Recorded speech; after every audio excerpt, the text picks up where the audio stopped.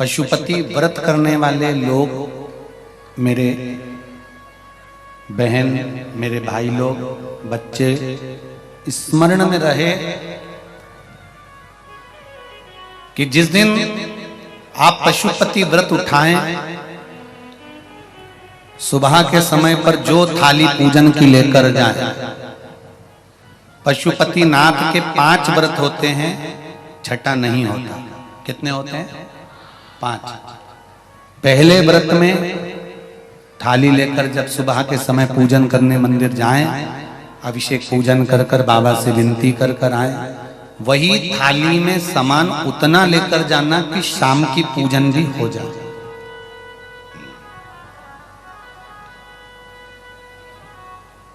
प्रदोष काल की भी पूजन, शाम के समय की पूजन भी हो जाए। थाली वापस ले आए, रख दें उसको ढककर। शाम को जब पूजन करने जाएं तो 6 दिए, मीठे का प्रसाद,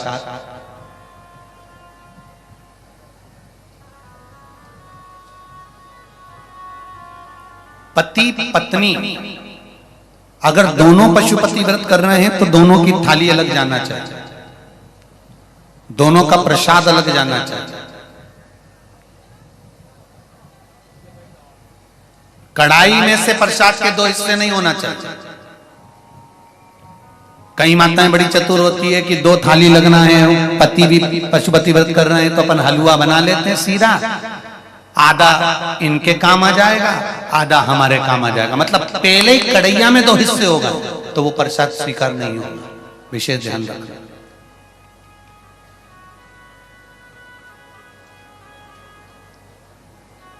फिर पत्नी अपने पूजन के लिए हलवा बना ले, सीरा बना ले, पति अपने प्रसाद के लिए खीर बनवा ले, या कोई दूसरा मीठा कुछ बनाना हो तो वो बना लो। पर जो प्रसाद कढ़ैया में अगर सीरा बनाया है, हलवा बनाया है या खीर बनाई है, तो ये हिसाब से नहीं बनना चाहिए कि इनके भी काम आ जाएगी और अपने भी काम आ जाएगी। तो मतलब प्रसाद के 2 हिस्से आपने उसी समय पर कर दिए तो वो व्रत की स्वीकृति नहीं है। इसका विशेष ध्यान रखना।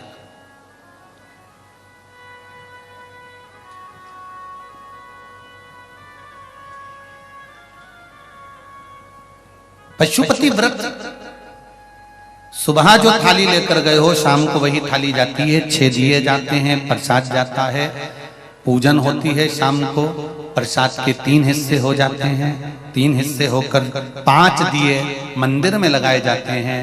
पहला जब व्रत रहे तो बाबा से बेलपत्र चढ़ाते समय विनती करी जाती है प्रदोष काल में शाम के समय कि बाबा मैंने ये पशुपति व्रत उठाया है, इस कार्य के लिए कर रही हूं, आपके बल पर है और आपको ही करना है। बाबा से निवेदन कर कर, विनती कर कर, दिया साथ में लेकर, प्रसाद के 2 हिस्से मंदिर में छोड़कर 1 हिस्सा लेकर घर की ओर चलना है। घर में प्रवेश करते समय राइट हैंड में सीधे हाथ की ओर बैठकर दिया लगाना है। चाहे तुम्हारा मुख दरवाजे की ओर हो, चाहे बाहर की ओर हो, पर प्रयास करा करो जब दरवाजे का दिया लगे राइट हैंड का तो मुख दरवाजे की ओर। सीधे हाथ की ओर दिया लगाओ आराम से बैठकर। दिया लगाते समय बाबा से विनती करो, बाबा मेरा ये कार्य है, आपको सफल करना है। दिया लगाकर अंदर प्रवेश कर जाओ।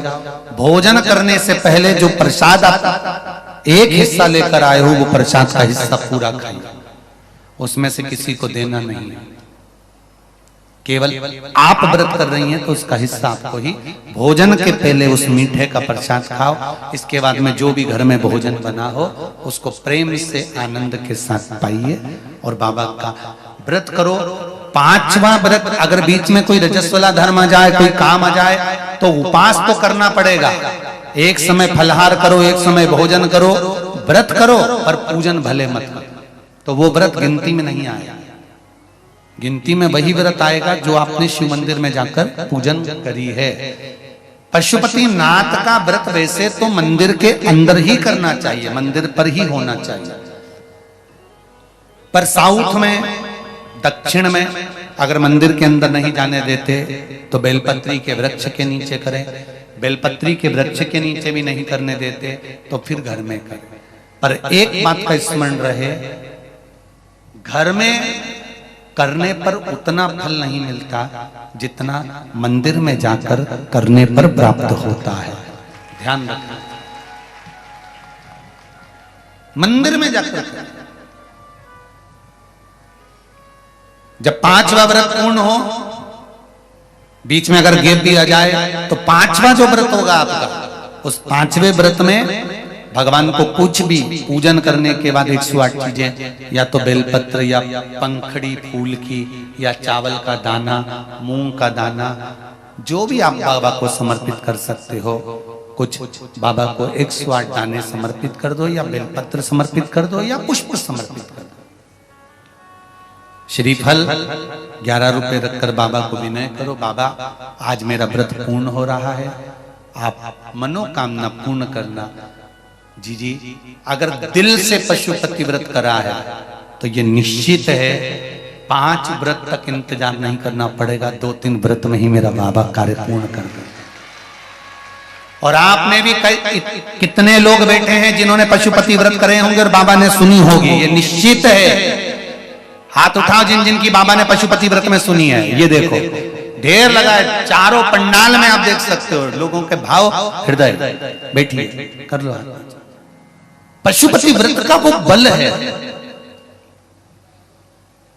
5वां व्रत पूर्ण हो, बाबा को विनती कर कर वैसे की वैसे दिया लगाकर, श्रीफल 11 रुपए रखकर वापिस अपने घर आ जाओ। एक दिया प्रज्वलित कर कर अंदर प्रवेश करो, फिर वापिस भोजन ग्रहण करो। उससे पहले प्रसाद पाइए, बाबा का गुणगान गाइए। प्रयास करना पशुपति व्रत जिस दिन रहे उस दिन श्री शिवाय नमस्तुभ्यम। मंदिर में भी अगर पूजन कर रहे हो तो श्री शिवाय नमस्तुभ्यम या पंचाक्षर नमः शिवाय या षडाक्षर ओम नमः शिवाय मंत्र का स्मरण करते रहिए। शिव की पूजन करो, आराधना दिल से निवेदन करो, दिल से।